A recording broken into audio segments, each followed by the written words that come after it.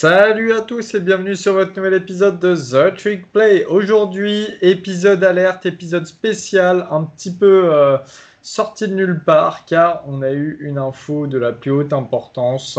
Il y a un projet de playoff à 12 équipes en NCAA. Alors ce soir, on a organisé le comité un petit peu d'urgence qui est composé d'Augustin de Notre-Dame, de Baptiste The Lonesome Cowboy d'Oklahoma State et bien sûr de notre Guigui national de Florida. Les amis, on va démarrer tout de suite en vous... eh bien déjà, on va un petit peu vous expliquer en quoi consiste ce projet, un petit peu l'historique aussi du college football au niveau des playoffs et des classements à l'époque. Puis ensuite, on va avoir un petit débat entre nous quatre sur ce qu'on pense en tant qu'avantages et inconvénients vis-à-vis de cette proposition. Donc en tout cas, alors il y a un petit groupe de commissionnaires qui est composé de commissionnaires de la ACC, de la SEC donc, de la Big 12, de la Mountain West et notamment du directeur athlétique de Notre-Dame. Donc ils sont tous membres du comité NCAA. Qui ont soumis une proposition de changement de format des playoffs. Voilà. Donc c'est une initiative d'un petit groupe de travail, mais qui peut prendre beaucoup d'ampleur, parce que c'est vrai que les playoffs, on en parle déjà depuis un bon moment. Baptiste, avant les playoffs, avant déjà qu'on ait les playoffs à 4, comment ça se passait dans le college football? Alors, avant les playoffs à 4 qui datent de 2014, hein, pour ceux qui s'en souviennent plus trop, avant on avait les Bowl Championship Series qui ont duré de 98 à 2014, qui en fait c'est là où on avait eu ce principe des 6 gros bowls principaux et du match de national pour le titre, mais qui était à l'intérieur d'un bowl. C'était un bowl, donc une année c'était le Rose Bowl, on passe au Rose Bowl de 2005, une autre année c'était l'Orange Bowl, une autre année c'était le Fiesta Bowl, etc., etc. Et avant ça, il y avait un système un petit peu bâtard au milieu des années 90 où pareil, il y avait une finale nationale qui changeait à chaque fois. Et avant, il n'y avait même pas de finale nationale. C'était les principaux qui avaient lieu avec ce côté un petit peu historique, c'est-à-dire qu'un Rose Bowl était toujours joué entre une équipe de la Big Ten et une équipe de la Pac-12, peu importe le classement finalement. Et donc des fois on avait des match-ups, je sais pas, numéro 1 contre numéro 6 ou numéro 2 contre numéro 5, tous les balls se jouaient et à la fin l'AP Poll décidait qui était le vainqueur. Donc il y avait des gros soucis avec ce système-là, c'est pour ça qu'on est arrivé au BCS où les ordinateurs, il y avait un système un peu hybride entre des ordinateurs, l'AP Poll, le Coach Poll, etc. qui rentrent en ligne de compte, qui donnaient les numéros 1 et numéro 2, qui étaient qualifiés pour jouer la finale nationale. Il y a eu des gros soucis, notamment en 2011, où Alabama et LSU se sont rencontrés deux fois, une fois en saison régulière et une fois pour la finale nationale, en fait, ce rematch a fait que on s'est rendu compte que le format BCS n'était pas forcément le plus à même pour donner le titre de meilleure équipe de l'année. C'est pour ça que les playoffs à 4 ont été créés à partir de la saison 2014. Et on se souvient avec ce fameux Oregon-Florida State qui avait d'ailleurs lancé les playoffs à l'époque. Alors, très rapidement, on va vous donner un petit peu les détails de ce nouveau format. Donc, ça serait un passage de 4 à 12 équipes, donc quand même un changement assez important. Toutes les équipes ne joueraient pas le même nombre de matchs. Les quatre les quatre vainqueurs des meilleures conférences du pays, c'est-à-dire les 4 champions de conférence les mieux classés, auraient une bye week, une idle week, ils ne joueraient pas. Ensuite, il y aurait un match, il y aurait des quarts de finale, enfin un premier tour, 5 contre 12, 6 contre 11, etc., etc. Vous comprenez le principe, sachant que il y a 6 équipes qui seront qualifiées automatiquement, donc les 4 vainqueurs des 4 meilleures conférences du pays, donc ça on l'a dit, plus 2 autres vainqueurs de conférence, d'accord. Donc ça c'est ce qu'on appelle des qualifications automatiques. Et en plus de ces 6, il y aurait 6 équipes at large, comme on connaît un petit peu actuellement. On parle de March Madness, c'est un peu ce genre de sélection. Donc ça serait plutôt les équipes classées, grosso modo, entre le 5 et 12, qui compléteraient les qualifiés, sachant que ça serait peut-être des champions d'une autre conférence, mais moins bien classés, peut-être des gens qui n'ont même pas joué de finale de conférence, etc., etc. Et peut-être des indépendants, comme on le verra avec Gus. Donc voilà, donc ça élargit quand même le champ des possibles, et surtout, ça veut dire que 6 vainqueurs de conférence, donc il y aura forcément un vainqueur d'une conférence du groupe of 5 qui sera qualifié, c'est ça. Gus, toi, t'es quand même pas... Vous, c'est un petit peu différent quand même pour vous, non? Bah ouais, vous n'êtes pas sans savoir que Notre-Dame ne fait pas partie de conférence depuis très très longtemps. Et, De toute façon, Notre-Dame, vous nous embêtez, hein. C'est toujours différent avec vous, c'est toujours embêtant. En plus, vous envoyez Yann Book chez les Saints, il n'y a rien qui va chez vous. le mal est profond, est-ce que je vois? Non, mais voilà, c'était pour dire que Notre-Dame, on aurait beau gagner tous nos matchs, battre Alabama, être premier à l'AP Poll, on ne pourrait pas bénéficier de ce first round bye du simple fait qu'on n'est pas dans une conférence et qu'on ne peut donc pas gagner de finale de conférence. Au mieux, on pourrait être classé cinquième. Donc ça peut paraître un peu paradoxal dans la mesure où Jack Swarbrick, notre directeur athlétique, a fait partie de cette petite commission qui a proposé justement cette nouvelle formule. Mais voilà, on s'oriente vers ça. Je pense que pour la compréhension, on devrait faire un exemple avec 2020 pour que vous vous rendiez compte à travers l'IP Poll, à travers le top 12 de l'année 2020, comment ça serait cette année. Je vous rappelle que la première équipe est Alabama, la deuxième Clemson, la troisième Notre-Dame et la quatrième Ohio State. Ce qui veut dire que Notre-Dame serait qualifiée at large en cinquième position, puisque l'équipe ne peut pas faire partie des quatre premières, ne peut pas bénéficier d'un first round bye. On se retrouverait donc avec Alabama, Clemson, Ohio State et Oklahoma, puisque Oklahoma, bien qu'ils étaient sixième de l'AP Poll, était le champion de la quatrième meilleure conf du pays, ce qui leur donne un droit de passage, on va dire, automatique pour ce first round bye. Et on se retrouverait notamment avec Coastal Carolina en 12e et Cincinnati en 8e. Donc, ils sont deux équipes championnes de leurs conférences respectives dans le Group of Five, ce qui signifie que Oregon, qui fait partie, je rappelle, de la Pac-12, donc une des conférences du Power 5, ne se serait pas qualifié pour les playoffs parce que les Ducks ont fini 25e à l'AP Poll. Et c'est là, en fait, toute la subtilité du système, c'est qu'il n'y a pas de différence faite entre les équipes du Power 5 et du Group of 5. Oregon a beau faire partie de la Pac-12, si devant Oregon, il y a 6 vainqueurs de conférence à l'AP Poll, et ben Oregon ne peut pas se qualifier pour les playoffs. Baptiste? Ouais, c'était simplement pour donner un petit peu aussi de contexte sur ce premier tour, c'est-à-dire que les premiers tours seraient joués sur les campus, enfin dans les stades des équipes les mieux classées. Donc par exemple, là on voyait, on va prendre le cas de 2020, Notre-Dame aurait reçu Coastal Carolina pour le premier match, Florida aurait accueilli Iowa State, Texas A&M Indiana et Cincinnati aurait accueilli Georgia. Voilà, donc c'est un peu le truc un petit peu sympa quand même, c'est ces matchs sur campus sur le premier tour. Et vous auriez aimé voir Iowa State mettre une grande fessée sur Florida, genre Brock Purdy a défoncé Florida, ça vous aurait fait plaisir pour Guillaume? On aurait adoré.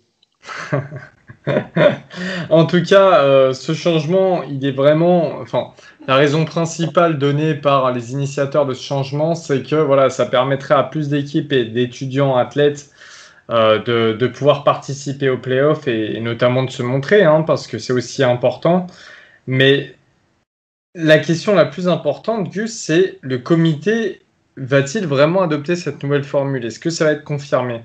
Bah, justement, c'est toute la question. Alors moi, à titre personnel, je pense que ça va être le cas parce que là, on est quand même dans la question, elle était sous-jacente depuis quand même plusieurs années et on sait que ça va arriver à son terme. Maintenant, il faut savoir quelle sera la formule exacte parce que je le rappelle, qu'il s'agit que d'une proposition, donc il n'y a pas de force obligatoire. Vu que cette décision, elle émane des 4 membres du comité, pour qu'elle se fasse, il faut qu'il y ait un accord entre les 11 membres du Management Committee, qui regroupe en fait tous les commissionnaires de toutes les conférences du FBS, donc de la première division de college football, plus le directeur athlétique de Notre-Dame. Et d'ailleurs, ce comité se réunira aujourd'hui, si vous nous écoutez, le 17 et demain, donc le 18, à Chicago pour en discuter. Et il y aura une seconde réunion le 22 juin à Dallas, donc cette fois-ci du College Football Playoff Board of Managers, qui regroupe les 11 présidents d'universités, du coup américaines, qui représentent chacun leur conférence. Et justement, c'est ce Board of Managers qui va réfléchir à un modèle soit alternatif, soit au même modèle, et ce sera lui qui pourra apporter en fait les modifications nécessaires et on va dire entériner la proposition du petit groupe de 4. Et si du coup ce comité adopte cette formule, Il faut savoir quand est-ce qu'elle rentrera en vigueur, cette nouvelle Formule à 12, si c'est celle qui est retenue. Alors, le directeur exécutif du College Football Playoff, Bill Hancock, a déclaré que l'actuel format ne changerait pas avant l'année prochaine minimum, donc au plus tôt pour la saison 2023. Il faut aussi savoir que le contrat qui a été signé avec ESPN en 2014 prend fin en 2026, donc on pourrait aussi penser que ce nouveau format prendrait place à partir de 2026. Mais encore une fois, c'est des informations qui ne sont pas très claires parce qu'on ne sait pas vraiment de quoi l'avenir sera fait. Tout va être décidé dans les prochaines semaines. Et à qui ça profite vraiment tout ça? Parce que c'est vrai qu'il y a des gens plus, enfin, il y a des gens, des équipes plutôt ou des conférences un petit peu plus avantagées que d'autres. Je pense que le vainqueur le plus important et en tout cas le plus visible, ça reste les équipes du groupe of five. En 6 ans, 7 ans de college football playoff, aucune équipe n'a réussi à se qualifier pour le dernier carré.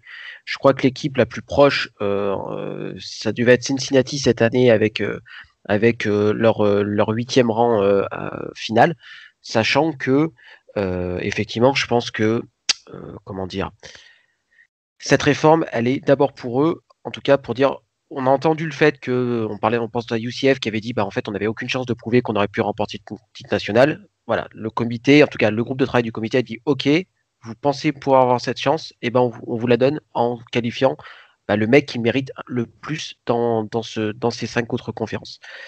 Pour moi, c'est eux les grands gagnants de ce changement. Et il y aura aussi des droits TV quand même qui rapportera un petit peu plus, enfin un petit peu plus, même largement plus, parce que c'est vrai que les playoffs, on en parlera tout à l'heure dans les arguments, mais les playoffs à 12, ça attirait beaucoup plus de monde. On sait qu'il y a des bowls qui sont pas forcément les plus regardés. Là, ça reste des playoffs. Les droits télé, donc comme le disait Augustin, est-ce que après le départ d'ESPN, les droits télé, enfin, il y aura un appel d'offres qui ferait que les droits télé seraient très très chers et pourraient apporter beaucoup d'argent. D'après un cabinet justement qui a été consulté, il me semble, par The Athletic. Alors déjà, juste avant, en préambule, il faut savoir qu'ESPN paye 608 millions de dollars par an pour pouvoir diffuser les playoffs. C'est le contrat qui avait été trouvé en 2014 et qui court jusqu'en 2026. Et avec les playoffs à 12, ça sera un contrat d'1,9 milliard de dollars par an, soit une augmentation de 212%. Donc ça représente grosso modo des droits TV qui sont 2 à 3 fois plus chers. Et il y a une perspective de revenus qui est en fait beaucoup plus importante pour les conférences et les équipes, parce que je le rappelle, les conférences redistribuent l'argent des droits TV aux équipes dans l'immense majorité des cas. Et c'est pour ça que je pense que beaucoup d'équipes, de programmes vont trouver leur compte parce qu'elles savent que même si elles ne font pas ces playoffs à 12, donc là on ne parle pas de sportifs, mais on parle juste sur un plan économique, elles vont recevoir beaucoup plus d'argent. Ouais, enfin, moi, en soi, il y a ce côté quand même pécunier et l'appât du gain qui me dérange un petit peu dans une ligue qui n'est pas professionnelle, hein. Je rappelle que les athlètes ne sont pas encore payés. Alors, il y aura peut-être du changement prochainement, notamment avec l'évolution des playoffs. Mais voilà, quand là aussi la réflexion est financière, ça me dérange un petit peu. Une équipe pourrait jouer jusqu'à 17 matchs dans la saison. Alors, c'est improbable, mais c'est possible. Ça ferait quasiment plus que ça serait autant qu'une saison de NFL. Enfin, il faut remettre les choses dans le contexte. Ça reste des jeunes d'entre 18 et 22 ans. Voilà, attention à pas faire trop n'importe quoi.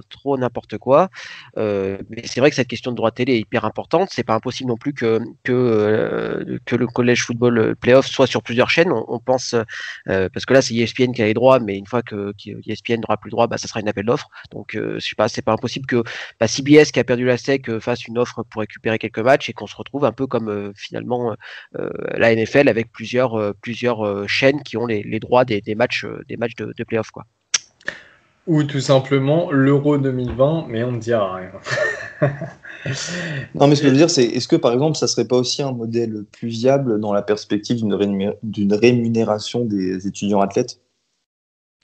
Ouais, on est en juin, on est loin de Noël, je sais pas. suis pas sûr que le bonheur des étudiants athlètes soit la première pensée des gens qui ont fait cette réforme et qui font des réformes de manière générale. Donc je sais pas. Honnêtement, je pense pas. Mais Peut-être, mais ils sont obligés de composer avec quand on voit les voix qui sont élevées ces dernières années et particulièrement ces derniers mois. Moi, je suis un peu comme Saint Thomas. Hein. Je crois que ce que je vois. Donc voilà, j'attends. Ouais, je suis d'accord aussi, comme le dit Baptiste, c'est un truc qui, à mon avis, qui a pas été, qui l'a peut-être été, mais en tout cas qui a pas été sur les grosses lignes de la prise en compte lors des décisions pour obtenir des playoffs à 12. Clairement pas. Est-ce que vraiment c'est dans les projets de loi là, toutes les lois qui passent qui se fassent payer sur leur retransmission télé, ça rentre dedans? Parce que moi j'en avais pas entendu parler de ça. J'ai vraiment entendu parler pour les contrats de sponsoring et tout ce qui va à côté, mais j'ai pas entendu parler pour Pour l'instant, non, mais ça peut être un moyen justement pour la NCAA de garder le contrôle sur les joueurs.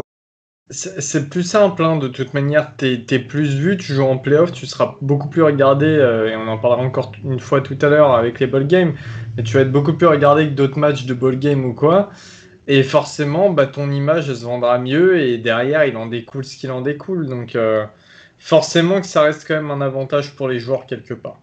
Forcément. Et c'est là où il y aura beaucoup de problèmes avec les joueurs qui décideront d'aller dans telle ou telle fac, ou des joueurs, enfin, et ça, c'est pas un problème, ou des joueurs qui sont très motivés pour que leur fac aille en playoff et qui donneront tout pour ça aussi. Peut-être. On verra. On va passer aux avantages et inconvénients. Et les avantages et inconvénients, eh bien, on va vous les présenter un petit peu selon chacun de nous, hein, chacun de nous quatre, ce que nous pensons, ce qu'il y a de bien, ce qu'il y a de moins bien dans ce nouveau projet en tout cas. Et on va démarrer avec les avantages qui sont pour ces playoffs à 12. Et tout d'abord, c'est vrai que ces playoffs à 12, ça peut offrir une vraie chance aux équipes qui sont dans le group of 5, parce que comme le disait Baptiste, il n'y en a pas qui sont sortis depuis des playoffs, depuis 2014 du coup. Et bon, on a failli avoir UCF, on a failli avoir Cincinnati. Finalement, aucune équipe s'est retrouvée dans les 4 dernières équipes en règle générale. Et là, cette fois-ci, c'est peut-être l'occasion, Guigui. Ouais, c'est clair. Moi, je suis totalement pour sur ce principe-là. Et ça fait plusieurs années où on entend chaque fois toujours une ou deux équipes du groupe of 5 qui dit on pourrait avoir notre place, on devrait avoir notre place, on mérite notre place. Je suis pas d'accord avec tous ces arguments qui sont dits à chaque fois. Je pense que j'en ai assez parlé soit dans les épisodes ou soit sur Twitter. Mais là, au moins, effectivement, ça leur donnera forcément une place parce que comme tu l'as dit, vu qu'il y a 6 champions de conf qui sont automatiquement qualifiés, bah, le calcul il est vite fait. Comme il y a 5 équipes dans le Power 5, enfin 5 conférences dans le Power 5, tu as au minimum une équipe du groupe of 5 qui sera en playoff, 2 potentiellement sur des années comme on vient d'avoir. Donc moi je suis totalement pour. Il y a plein d'autres choses qui font que je suis pour. Je pense qu'on verra dessus un peu tout à l'heure. Mais ça sera enfin un bon moyen, je pense, de voir si tout cette malade à chaque fois qu'il y a en fin d'année sur une équipe du groupe of 5 qui fait une grosse saison dans le groupe of 5 vaut vraiment quelque chose quand on arrive sur des matchs à énormes enjeux contre des énormes powerhouse ou des énormes programmes. Parce qu'on a bien vu. Tu parlais beaucoup de ça, toi, la saison dernière, d'ailleurs. Non, avec mais Cincinnati, par exemple. voilà, exactement, c'est ça que j'allais dire.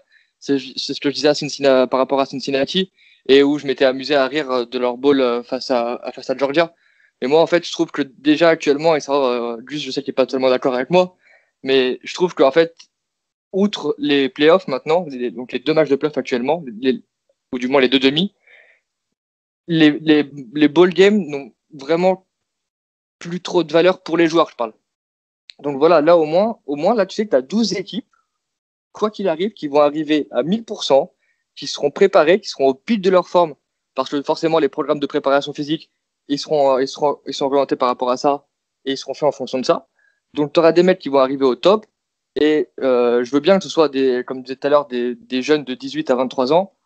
Quand tu vois les monstres que c'est, pour moi ça veut rien dire. Quand tu vois des monstres comme les joueurs NBA en fait, alors c'est pas le même sport, c'est pas le même contact, c'est pas les mêmes, c'est pas le même sport simplement, mais des gamins qui arrivent à enchaîner 82 matchs à 18 ans, bah moi, ne m'étonnerait pas que en NCAA, au foot US, t'as des joueurs qui encaissent parfaitement bien 15 matchs dans la saison.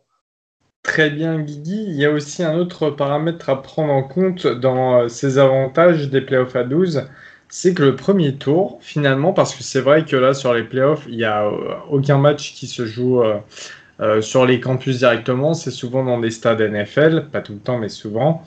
Et là, le premier tour serait sur les campus directement, dans les stades des équipes qui reçoivent. Baptiste, qu'est-ce que t'en penses? Toi, t'aimerais bien ça? Bah, qu'on soit très clair, c'est le seul point positif que je trouve à ce changement, c'est que ça fait plus de matchs sympas sur les campus des facs. Donc le premier tour, et a priori, donc dans la première mouture, il y avait à partir des quarts de finale, c'était dans des bowls. Il reviendrait peut-être dessus, d'après les bruits de couloir qui tournent depuis quelques jours. Ça serait pas impossible que y ait quand même les 8 premiers matchs qui se passent sur les campus des facs, et ça, c'est quand même plutôt bien. Je pense que le tailgating, ça fait partie du principe du college football, donc plus de tailgating, plus de content pour moi, quoi. Oui, bon, dès qu'il y a de l'alcool dans l'histoire, on voit que les changements les retournements de veste se font, hein, Baptiste? Non, mais on est d'accord. Hein, mais ça ferait des super matchs sur les campus aussi. Enfin, je pense. Non, mais vraiment, ouais. Là, tu vois, je pense l'année dernière, Cincinnati, Georgia sur le campus de Cincinnati, ça a un peu plus de gueule que c'était au Sugar Bowl, non? Je sais plus où il était cette année. Enfin bref, voilà, c'était quand même plus sympa à voir, quoi. Non, mais totalement. C'est vrai que l'ambiance sur les campus, enfin, même le stade, enfin, c'est plus que des matchs prime time, quoi. Donc, ouais, c'est vrai qu'il y aurait vraiment quelque chose assez fou à voir et qui serait complètement différent de simples playoffs, comme on connaît, ou de bowl, même comme on connaît. C'est vrai. Et c'est vrai aussi, donc on parlait que cette situation pouvait être une vraie chance pour les équipes du Group of Five, mais ça peut aussi être une vraie chance pour pas mal d'équipes du Power Five. Et c'est vrai que Baptiste a bien fait la remarque, d'ailleurs, il y a 44 programmes qui auraient été qualifiés depuis 2014 si des playoffs à 12 existaient. Et moi, je prends l'exemple, cette année, par exemple, en Big Ten, eh bien, on aurait eu, alors on le sait, c'est une saison Covid, tronquée, ceci, cela. Je vais prendre l'exemple tout de même de cette année. C'est vrai qu'en Big Ten, on aurait pu avoir un Indiana ou un Northwestern qui se retrouve en playoff.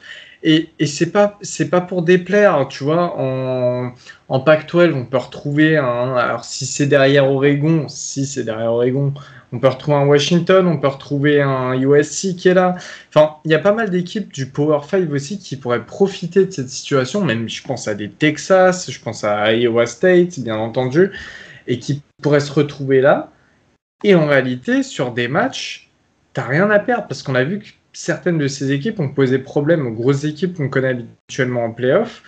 Guillaume, toi, qu'est-ce que t'en penses? C'est aussi une chance pour ces équipes-là du Power 5, non? Moi, je suis totalement d'accord avec ça. Je trouve que c'est une chance de fou. Et je sais que, par exemple, Gus, il est, entre guillemets, un peu contre, dans le sens où il disait qu'il n'y aurait pas des saisons de fou comme on avait pu avoir en 2007, par exemple, ou autopromo gratuite. Baptiste et Gus, pardon, ont fait un superbe double épisode dessus sur la saison. Mais quand tu as un superbe upset en saison régulière, c'est quelque chose qu'on adore, c'est quelque chose pour lequel on aime ce sport. Mais maintenant, regarde le même upset en playoff, c'est encore plus huge, ça magnifie encore plus le truc en fait.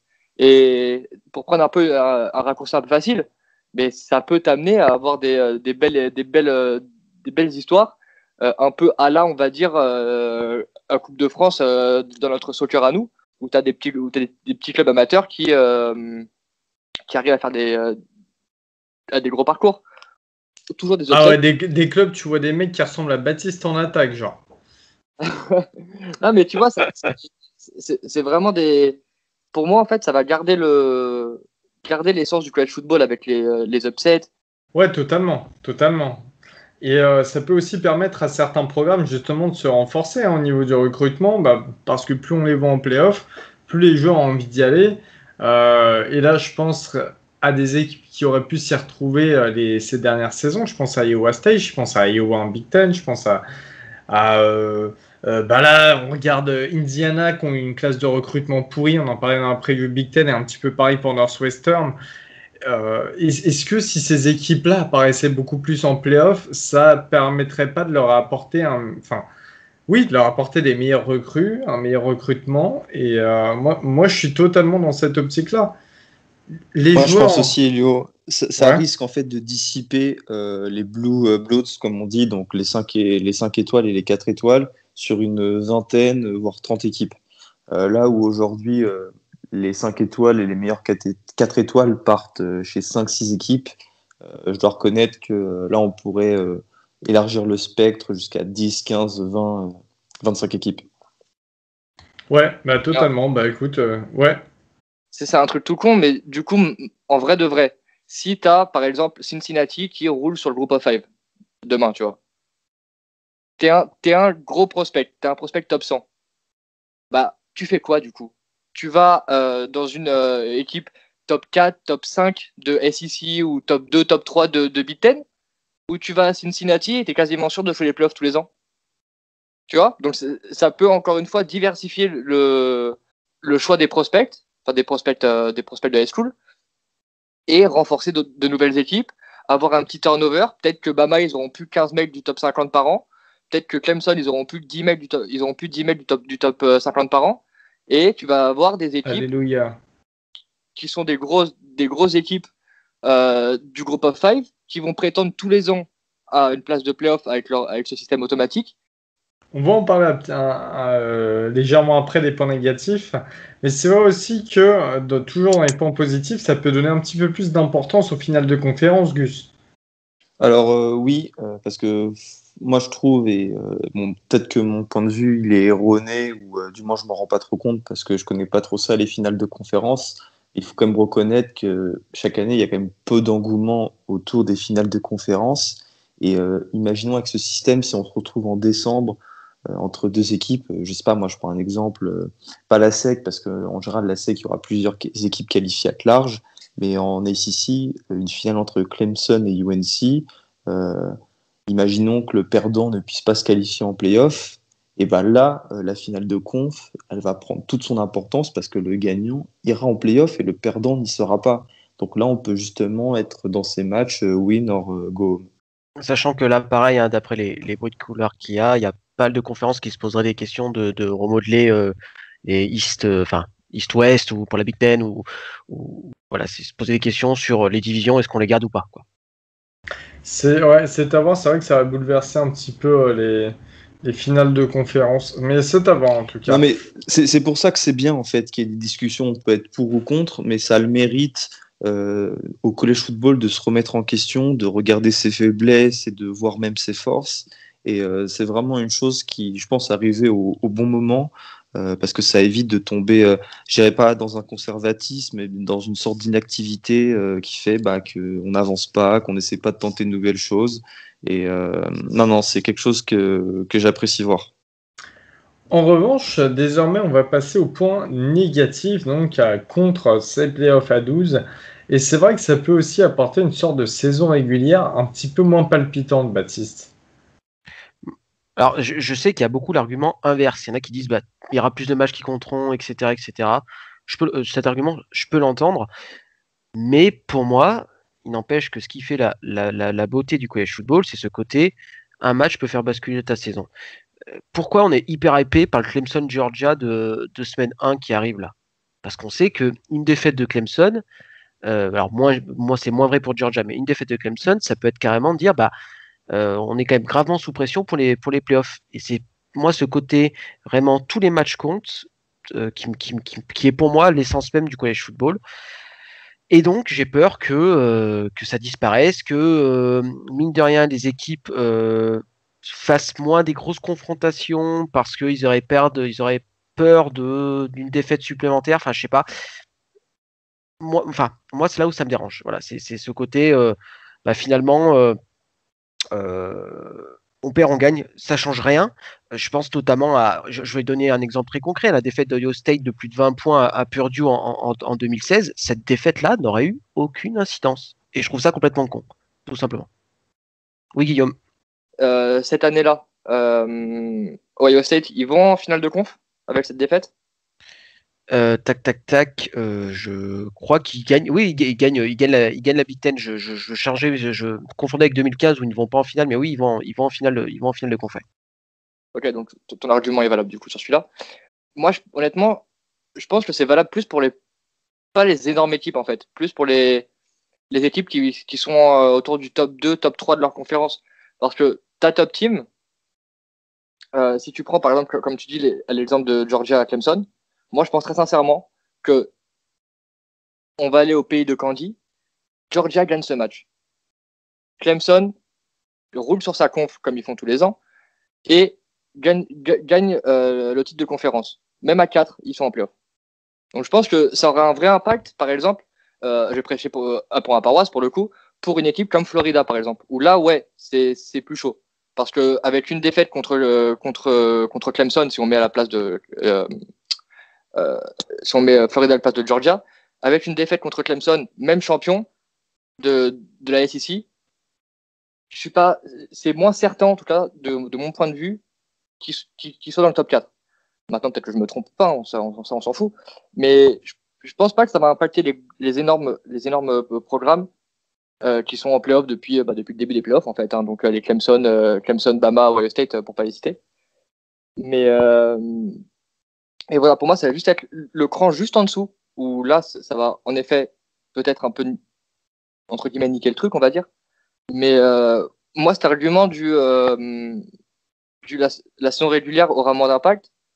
Je trouve pas que la saison régulière de NFL ait si peu d'impact que ça en fait. Enfin, c'est intéressant ce que tu viens de dire, Guillaume. J'en parlerai après justement qu'il faut continuer à cultiver cette différence entre la NFL et le college football. Oui, alors, certes, mais tu vois, moi en tout cas, je trouve que quand tu vas arriver en playoff, tu auras que les top teams. Ça, on peut pas le nier. Mais jouer son premier match à domicile, c'est énorme. Enfin, faut quand même se rendre compte. Mais ça risque quand même d'avoir un petit peu d'impact sur le champion. Pas de temps pour quoi. Ouais, non, je pense que ça va pas changer grand-chose au final. Après, de manière générale, est-ce que vous avez le sentiment que depuis 2014, c'est pas la bonne équipe qui a été championne nationale? Est-ce qu'il y a une équipe championne nationale où vous dites, en fait, ils auraient jamais dû remporter le titre? Bah non, personnellement. Non, ils auraient toujours dû, mais la logique, je pense que la logique venait aussi de la racine dans le sens où il y a tellement peu de place pour les autres équipes que forcément ça doit être une de ces 2-3 équipes de NCAA qu'on connaît. Mais c'est un problème qui vient de la racine. C'est pour ça que les playoffs à 12, moi j'y trouve de l'intérêt à ce niveau-là. J'y trouve de l'intérêt, on donne les arguments précédemment, mais... Non mais ce que je voulais dire c'est on est d'accord qu'on aime le college football pour les matchs de ouf. Et on est d'accord que dans le top 12, on n'aura que des matchs de ouf. Donc on aura encore plus de matchs palpitants, encore plus de matchs intéressants. On va avoir, encore une fois, je suis certain qu'on va avoir... On va avoir Maryland, Florida, yes! Ah, mais tu vois, à terme, pour moi, il peut y avoir un vrai turnover sur les équipes. Il peut y avoir, vu que tu as plus de place, tout simplement, hein, c'est juste par ce principe-là. On peut avoir un vrai turnover, on peut avoir des matchs qui vont se décider sur un field goal et tu vas avoir, encore une fois, Cincinnati qui va battre Ohio State, tu vas avoir je sais pas qui va battre je ne sais quelle équipe invaincue qui a roulé sur tout le monde. Et moi, je pars du principe déjà qu'un vainqueur, peu importe s'il est là, c'est qu'il l'a mérité. Alors des fois c'est moche, des fois ça fait pas rêver, mais s'il est là, c'est qu'il l'a mérité. Donc peu importe. Moi, tant qu'on me propose du beau, propose des affiches de fou, moi je paye 1000 fois. Ouais, mais toi le problème, et c'est là où je rejoins Baptiste, c'est qu'au final, ok, c'est intéressant pour le premier tour ou les quarts de finale si vous préférez, ça va faire des beaux matchs, mais ça sera toujours les mêmes champions. Les 4 premières équipes, donc Alabama, Ohio State, Oklahoma, et la 4e, ça sera soit une équipe de Pac-12 ou je ne sais qui, recevront une équipe qui a joué la semaine précédente, qui sera rincée, et au final, il n'y aura pas tant d'adversité que ça en demi-finale et encore en finale. Alors là, genre, je sais qu'il faut pas trop faire l'analogie NCAA NFL, mais est-ce qu'on s'en plaint tant que ça en NFL? Après, c'est de la Ça n'a rien à logique voir la aussi. NFL. Là, Non, mais plus t'es haut classé dans le top 25, moins tu joues de matchs en playoff. Ça a toujours été la logique des playoffs dans le football en général. Donc, Et alors oui, après, d'accord, bien sûr que ça pose plus de problèmes pour les équipes qui ont un match en plus dans les pads, tout ça, tout ça. Mais la réalité, c'est que ces équipes-là, elles ont quand même un rythme de match. Ça n'a pas été cassé de 2 semaines. Et en plus de ça, c'est quelque chose qui existe déjà et dont on ne se plaint pas. C'est oui, aussi mais là où il faut être plus avec des performant pour gens, être plus haut dans le classement.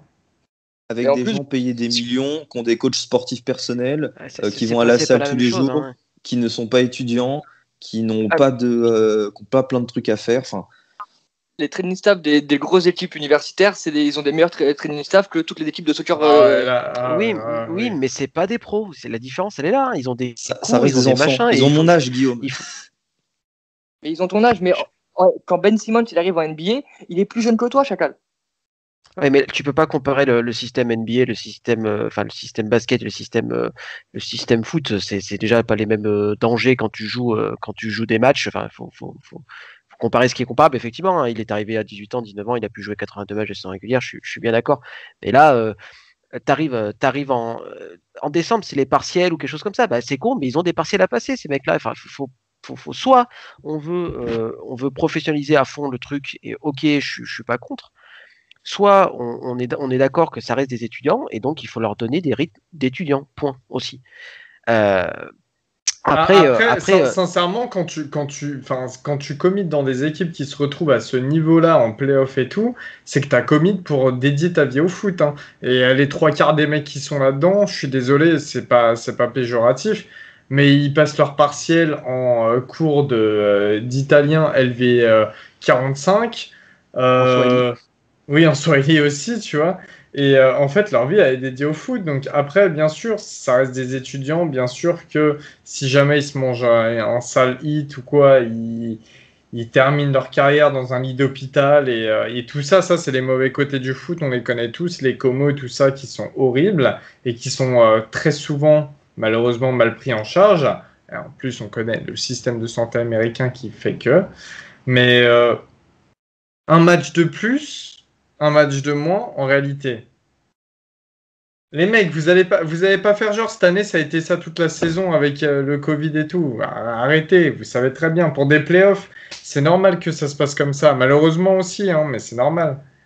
Lio, non, En mais fait, dans ce cas-là, tu dénatures complètement ce qu'est le collège football. Tu crées une deuxième mais ligue non, professionnelle.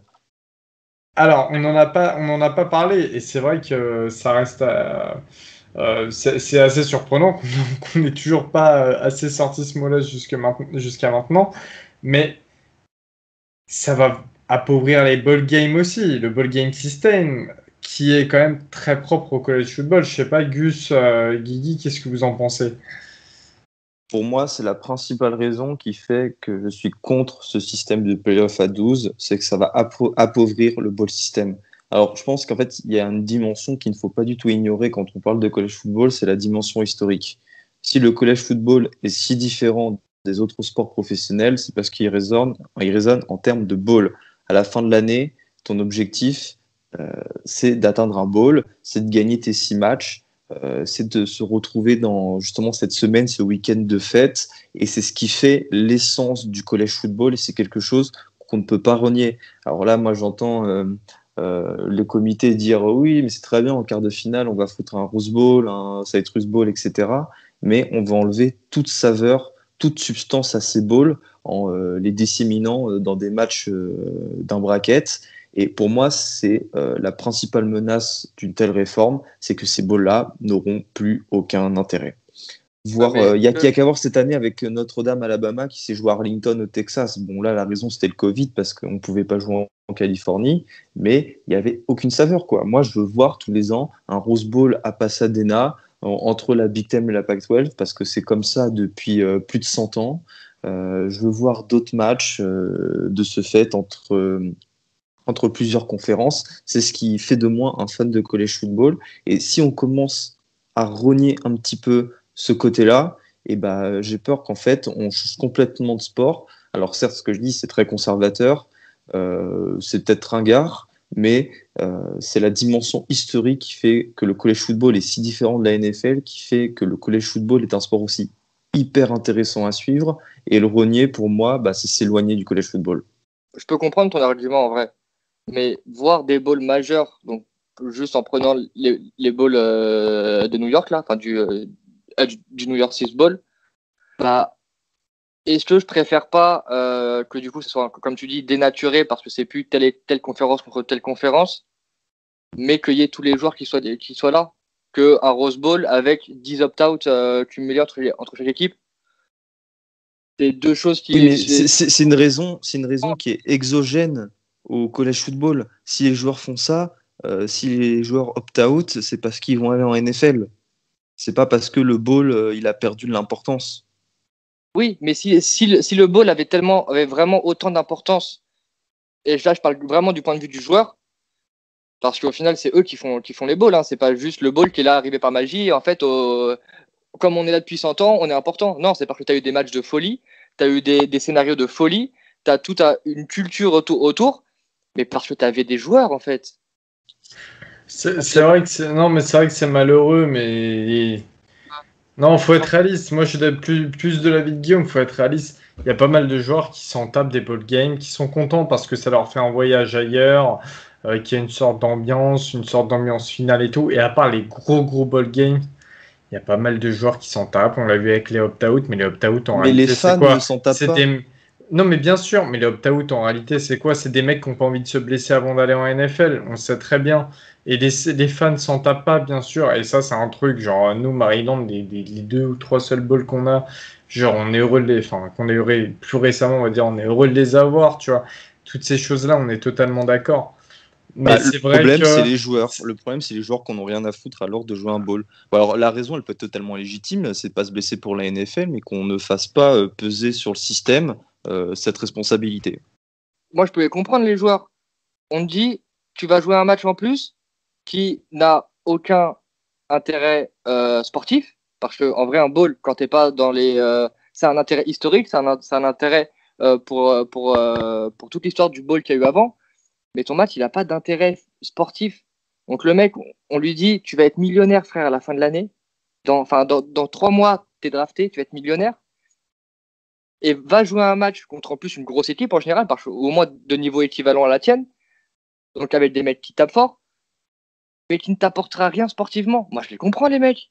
Donc moi, Alors du coup, pourquoi une équipe, un joueur d'une équipe qui sera classée entre la 5e et la 12e place voudra aller jouer en quart de finale face à une autre grosse équipe pour après aller se faire éclater en demi-finale? Ça revient exactement au même. Je vois pas ce que ça va changer les playoffs à 12. Tu joues pour l'intérêt sportif. En plus de ça, finalement, c'est vrai que, et ça, c'est un inconvénient, et ça, personnellement, je l'accorde totalement. Enfin, oui, je l'accorde totalement. C'est que les conversations ne vont tourner qu'autour de ça. Ça va beaucoup parler des playoffs. On parlait des bowls qui vont être un petit peu, entre guillemets, appauvris. Et c'est vrai qu'on va moins parler des bowls. Ça va se concentrer sur les playoffs. On sait que c'est un gros truc. Et tout à l'heure, c'est marrant parce que Grace, elle me parlait enfin, ma copine, elle me parlait du sujet de notre podcast ce soir. Et donc, je lui expliquais que c'était pour des playoffs à 12. Et elle me disait, ouais, ça peut être beaucoup plus excitant, un petit peu comme comme pour le basket, hein, on le sait, avec la March Madness, tout ça. Et c'est vrai que pour un public un petit peu neutre, beaucoup plus neutre même, et ça existe beaucoup aux États-Unis, hein, il y a beaucoup de fans qui vont dans les stades, mais qui sont pas forcément, et notamment dans les facs, qui sont pas forcément des fanatiques de football, ça va apporter un petit peu plus d'engouement, on va dire. Et ça va tourner qu'autour de ça. Donc, je sais pas. C'est vrai que ça peut aussi un petit peu empiéter sur d'autres balls qui peuvent être un petit peu plus intéressants que certains matchs des playoffs qu'on retrouvera. Je sais pas ce que vous en pensez, mais ça peut être un petit peu saoulant. Non, toujours parler de ça. Des playoffs, des playoffs, des playoffs. De toute façon, c'est ce qui était un des principaux critiques pour ESPN, c'est qu'ils en parlaient tout le temps. Tu te regardais un match de Mike Action le mardi soir, au bout de 30 secondes, ils te parlaient du prochain classement du college football committee. Donc, au bout d'un moment, il faut voilà, c'était trop redondant, on parlait que de ça, c'était soit c'était les playoffs, soit c'était de la merde. Enfin, on a vu ce côté un peu playoff ou rien du tout faisait que des équipes qui étaient 5, 6e au classement avaient l'impression d'avoir loupé. Je pense à Georgia, l'année où ils vont jouer le Sugar Bowl contre Texas, les mains dans les poches, ça reste un Sugar Bowl. Donc, je pense que si cette proposition à 12 est acceptée, et elle le sera, hein, je suis d'accord avec Gus, ça sera encore pire, et tous les autres bowls n'auront aucune importance, et c'est là où c'est triste. En plus, pour être tout à fait honnête, je pense pas qu'au niveau 12 équipes, est-ce qu'il y a vraiment 12 équipes qui peuvent jouer la gagne chaque année? Je suis pas certain. J'ai remonté l'historique. Il y en a 3. Ouais, il y en a 3 grands max. Je maté l'historique, il n'y a que 2014 où les 6 équipes auraient pu peut-être jouer le titre. On se rappelle, Ohio State était 4e et est allé remporter le titre, et 5e c'était TCU et 6e c'était Baylor. Ces 6 équipes-là auraient pu jouer le titre. Les autres années, il n'y avait aucun honnêtement, je pense pas que tu pouvais viser le titre en étant plus de 3e ou 4e. Donc, je sais pas pourquoi on s'embête à faire des trucs à 12, sachant que l'écart moyen des matchs de playoff depuis 2014, c'est 18 points. Alors, il y a des matchs très serrés, hein, on pense à l'Oklahoma, Georgia lors du Rose Bowl, mais en dehors de ça, c'est souvent des blowouts. On avait vu Clemson, Ohio State 30-0, enfin bref, Michigan State, Alabama, enfin bref. Donc je me dis, pourquoi alors que c'est déjà le talent est déjà très disparate chaque année, pourquoi refaire faire des trucs où ça va partir en branlée? Par exemple, Alabama bat Texas A&M de 24 points cette année. On n'a pas besoin de. Enfin, c'est bon, on sait qu'Alabama est meilleur Texas A&M a rien à foutre en playoff, point, quoi. Tu vois, c'est des trucs comme ça, je sais pas pourquoi.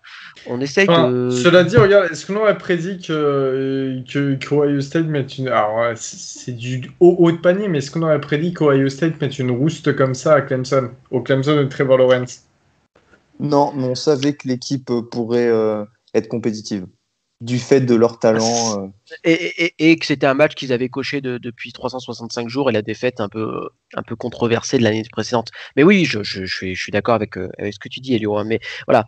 Moi c'est simplement, enfin, j'assume totalement mon côté vieux grincheux, hein, là-dessus, quoi. Bring back BCS. Alors pour moi, sans aller jusqu'à Bring back BCS, pour moi, en fait, je ferai jouer les bowls historiques, c'est-à-dire un Rose Bowl Pac-12 Big Ten, un Sugar Bowl sec Big 12, etc. Et après ces bowls-là, je ferai jouer une finale nationale. Ça serait mon système pour garder de l'importance sur le bowl. On rajoute une finale nationale parce qu'on a pris l'habitude d'avoir une finale nationale, et ça sera très compliqué de revenir en avant. Mais voilà, je trouvais que ça permettait de ménager un peu, que tout le monde soit content, et qu'on retrouve que les bowls retrouvent leur lustre d'antan. Avant de terminer, moi je voulais quand même rajouter quelque chose, parce que c'est vrai qu'on parle énormément de Power 5 à chaque fois, mais finalement la conférence de Power 5 qui sera le moins qualifiée sur plusieurs saisons, risque de s'appauvrir. On parlait tout à l'heure des commits, que ça pouvait ouvrir certaines classes de recrutement à différentes équipes qui en ont pas l'habitude, mais au sens inverse, alors je vais pas être méchant, mais admettons que la Pac-12 ou que la Big 12 se qualifie moins, à part Oklahoma en Big 12, est-ce qu'il y a vraiment beaucoup de joueurs qui ont commis dans ces équipes? Est-ce que ça va pas un petit peu appauvrir le système de ces conférences? Je pense pas que une conférence du Power 5 soit laissée pour compte chaque année. Honnêtement, il faut des circonstances très particulières. Donc il y avait le cas de cette année de la Pac-12. Si on monte à, je sais de tête, j'arrive plus à me souvenir l'année, mais il y a une année où je crois que c'est 2012 où c'est Wisconsin qui remporte la Big Ten parce que Ohio State était privé de finale de Big Ten. Mais en dehors de ça, il y a toujours les cinq conférences du Power 5 qui qualifient leurs champions. Donc à mon avis, ça va pas changer grand-chose. Eh bien, très bien, ça sera le mot de la fin. On veut en tout cas avoir vos avis. Nous, on en a pas mal discuté, hein. Parfois, ça part en mode discussion, mais on est désolé. Mais c'est normal parce qu'il y a pas mal de débats autour de ce sujet des playoffs à 12 équipes. On veut avoir votre avis. On va même faire un sondage pour ou contre les playoffs à 12. Donc, n'hésitez pas à répondre dessus sur The Trick Play, sur Twitter, le sondage. Mais en tout cas, voilà, sur tous les réseaux, vous n'hésitez pas à vous laisser des commentaires. On vous remercie de nous avoir écoutés pour cet épisode d'urgence absolue. Et puis on se dit à la prochaine. Salut tout le monde.